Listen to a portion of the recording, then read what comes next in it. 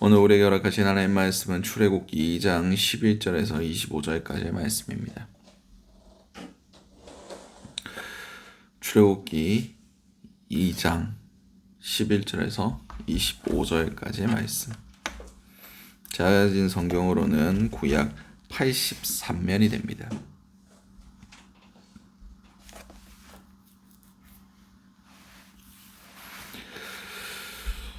다 찾으신 줄 알고 출애굽기 2장 11절에서 25절까지의 말씀 우리 한 목소리로 합독하시도록 하시겠습니다. 모세가 장성한 후에 한 번은 자기 형제들에게 나가서 그들이 고아들에게 노동하는 것을 보더니 애굽 사람이 한 히브리 사람 곧 자기 형제를 치는 것을 본지라. 좌우를 살펴 사람이 없음을 보고 그 애굽 사람을 쳐 죽여 모래 속에 감추니라. 이튿날 다시 나가니 두 히브리 사람이 서로 싸우는지라. 그 잘못한 사람에게 이르되 내가 어찌하여 동포를 치르냐 하매 그가 이르되 누가 너를 우리 일을 다스리는 자와 재판관으로 삼았느냐. 내가 애굽 사람을 죽인 것 같이 나도 죽이려느냐. 모세가 두려워하여 이르되 이 일이 탈로 되었도다. 바로가 이 일을 듣고 모세를 죽이고자 하여 찾는지라. 모세가 바로의 낯을 피하여 미디안 땅에 머물러 하루는 우물 곁에 앉았더라. 미디안 제사장에게 7달이 있었더니 그들이 와서 물을 길어 구유에 채우고 그들의 아버지의 양떼에게 먹이려 하는데 목자들이 와서 그들을 쫓은지라. 모세가 일어나 그들을 도와 그 양떼에게 먹이니라. 그들의 아버지 르우엘에게 이르되 이를 때에 아버지가 이르되 너희가 오늘 어찌하여 이같이 속히 돌아오느냐. 그들이 이르되 한 애굽 사람이 우리를 목자들의 손에서 건져내고 우리를 위하여 물을 길어 양떼에게 먹였나이다.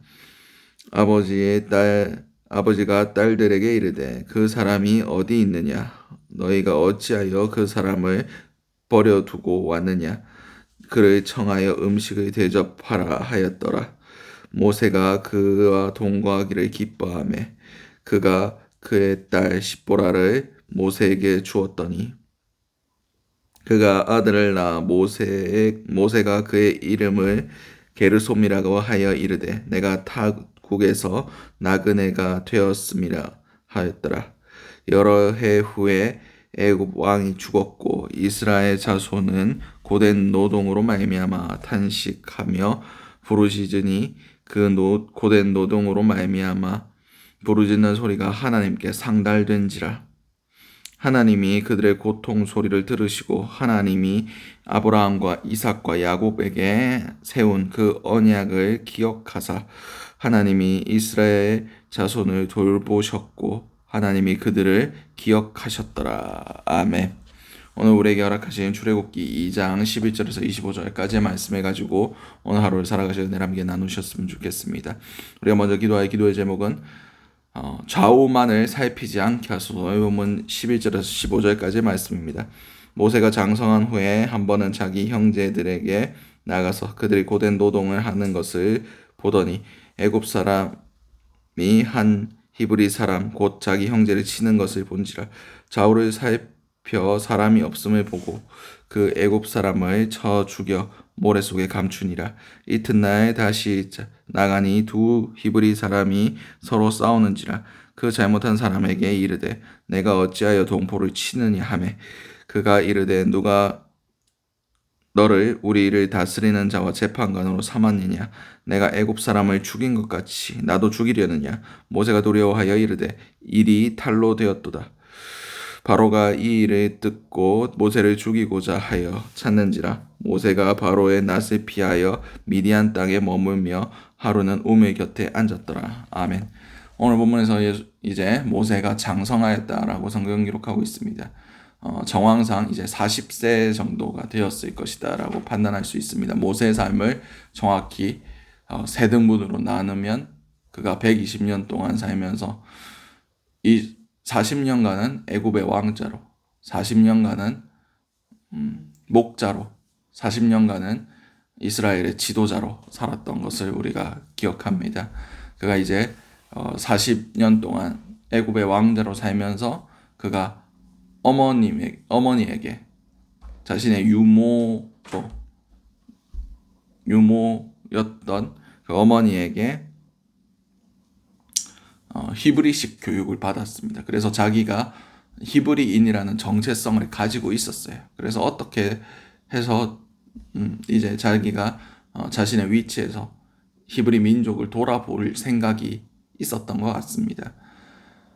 그래서 하루는 이스라엘 민족들, 히브리 민족들이 일하고 있는 고된 노동을 하고 있는 그곳에 가봤더니 애굽 사람이 그들을 학대하고 있는 것을 보았습니다.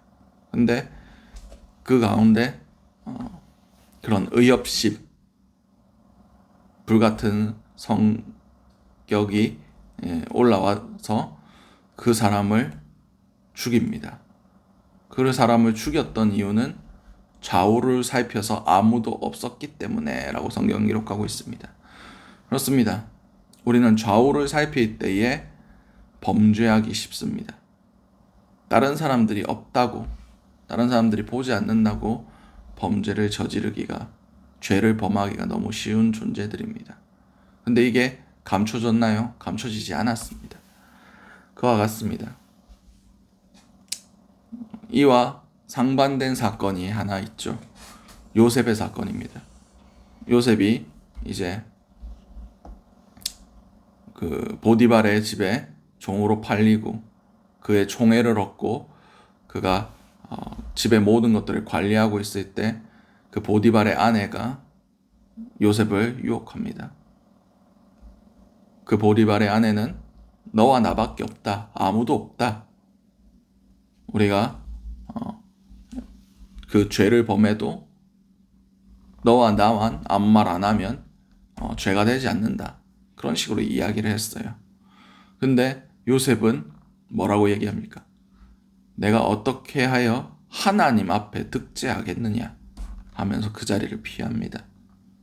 좌우를 살피기 이전에 하나님이 나를 주목하고 계신다는 것을 인지하고 있었다는 겁니다. 모세는 그 인지가 없었습니다. 하나님이 나를 보고 계신다. 주위의 사람들만 살피면 우리는 하나님 앞에 결코 의롭다 하심을 받을 수 없습니다. 어떠한 상황 가운데서라도 주님을 인식하며 우리가 코람데오 하나님 앞에 살아가고 있는 존재란 것. 그리고 하나님께서는 졸지도 주무시지도 아니하시며 불꽃 같은 눈동자로 쉬지 아니하시고 우리를 지켜보고 계신다는 것. 그것을 우리가 인지했으면 좋겠습니다. 우리의 삶은 하나님 앞에 있습니다. 사람들 앞에 있는 게 아니라 하나님 앞에 있습니다. 이 말은 곧 하나님 앞에서만 인정받으면 된다는 뜻입니다. 세상 사람들의 시선 신경 쓰지 않아도 됩니다. 세상 사람들이 하는 이야기 안 들어도 됩니다.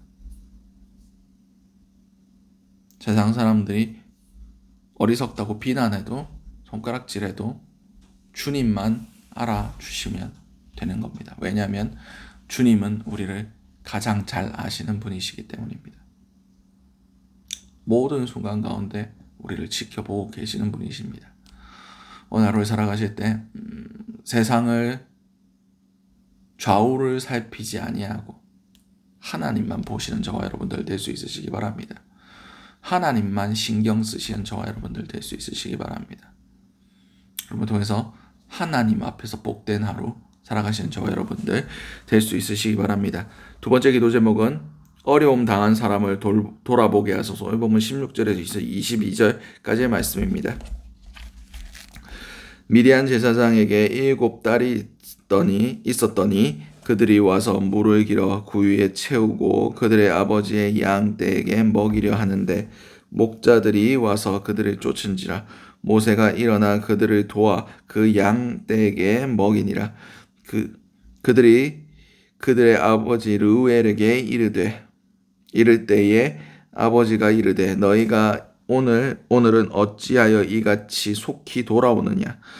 그들이 이르되 한 애굽 사람이 우리를 목자들의 손에서 건져내고 우리를 위하여 물을 길어 양떼에게 먹였나이다. 아버지가 딸들에게 이르되 그 사람이 어디 있느냐. 너희가 어찌하여 그 사람을 내버려 두고 왔느냐. 그를 청하여 은시의 대접하라 하였더라.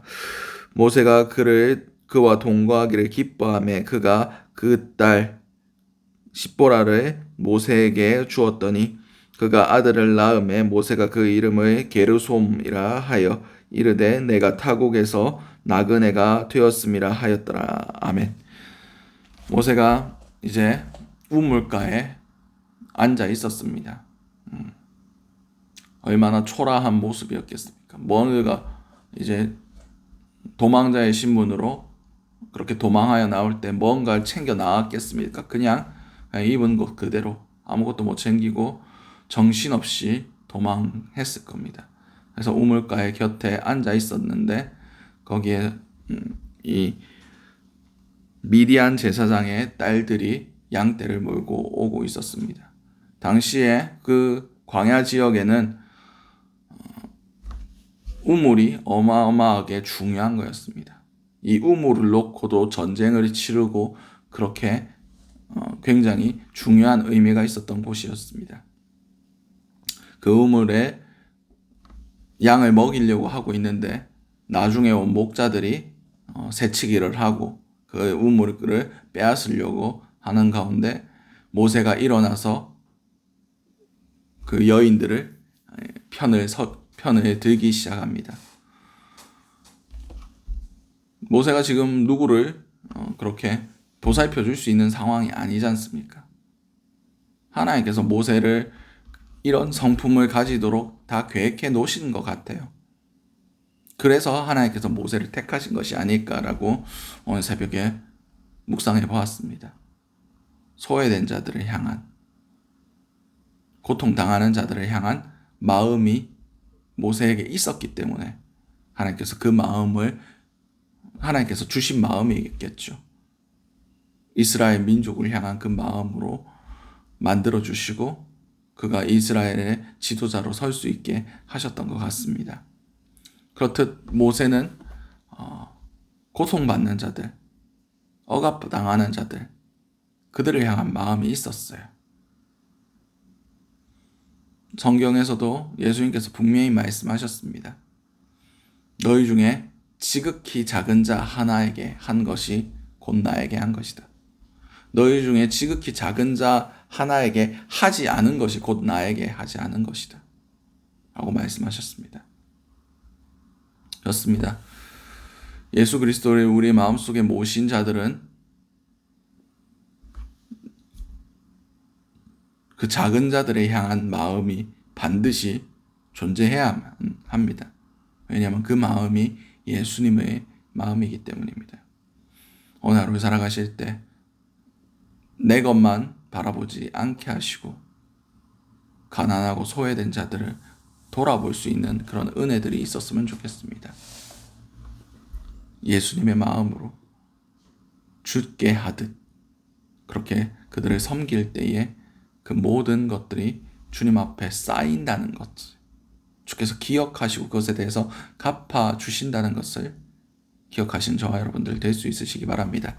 마지막 기도 제목은 하나님 앞에 기억되게 하소서. 보면 23절에서 25절까지의 말씀입니다. 여러 해 후에 애굽 왕이 죽었고 이스라엘 자손은 고된 노동으로 말미암아 탄식하며 부르짖으니 그 고된 노동으로 말미암아 부르짖는 소리가 하나님께 상달된지라. 하나님이 그들의 고통 소리를 들으시고 하나님이 아브라함과 이삭과 야곱에게 세우신 그 언약을 기억하사 하나님이 이스라엘 자손을 돌보셨고 하나님이 그들을 기억하셨더라. 아멘. 그들의 고통이 이제 계속해서 반복되어 가고 있었습니다. 그 가운데 이스라엘 백성들이 하나님께 부르짖었습니다. 그리고 하나님께서는 그것을 들으시고 그것이 하나님 앞에 상달되었다라고 성경 기록하고 있습니다. 그리고 아브라함과 이삭과 야곱에게 세운 그 언약. 그 언약이 무엇입니까? 가나안 땅에 대한 약속, 그리고 자손에 대한 그 약속이었습니다. 그것을 기억하시고 이스라엘 백성들을 기억하셨다라고 성경 기록하고 있습니다. 그렇습니다. 우리가 먼저 하나님께 부르짖음이 필요합니다. 주께 구함 없는 고로 복을 받지 못하네. 사람들이 어찌하여 아랫줄을 모를까. 하나님 우리의 상황 다 아십니다. 근데 우리가 구하지 않으면 하나님 일하지 않으십니다. 우리는 우리의 입술의 고백을 주님께서 받고 싶어 하신다는 것을 알아야만 합니다. 간절하게 주님을 찾을 때 우리의 기도가 하늘에 상달되기 시작합니다. 그리고 우리를 기억하십니다. 오늘 하루 살아가실 때 하나님 앞에 상달되는 기도를 올려드리시고 우리의 마음의 소원들, 우리의 상황들을 하나님 앞에 구하시는 저와 여러분들 될 수 있으시기 바랍니다. 그때 하나님 앞에 우리가 기억되고 하나님이 우리를 소중히 여기신다는 것을, 그 소중히 여기시는 은혜를 누리시는 저와 여러분들 될 수 있으시기 바랍니다. 오늘 주셨던 말씀들 놓고 기도하시고 각자의 기도 제목으로 기도하신 후에 새롭게 돌아가시도록 하시겠습니다. 우리 주여 한번 외치신 후에 통성으로 기도하시도록 하시겠습니다. 주여, 사랑과 나와 충만하신 아버지 그대를 너무나 감사드립니다. 우리가 좌우만을 살피는 것이 아니라 하나님을 살펴볼 수 있는 그런 자들이 될 수 있길 원합니다. 우리의 시선이 하나님을 향하길 원합니다. 그걸 통해서 하나님이 주신 마음으로 우리의 이웃들을 바라보게 하시고 아버지 그들 가운데 계신 예수 그리스도를 우리가 바라볼 수 있길 원합니다. 은혜를 더하여 주시옵소서. 오늘 하루의 삶을 주님께서 주장하여 주시옵소서. 그럼을 통해서 우리가 하나님 앞에 상달될 수 있는 그런 삶, 그런 기도, 그런 마음을 올려드릴 수 있는 그런 자들이 될 수 있게 하심을 통하여 하나님 앞에 기억된 바 될 수 있게 도와주시옵소서.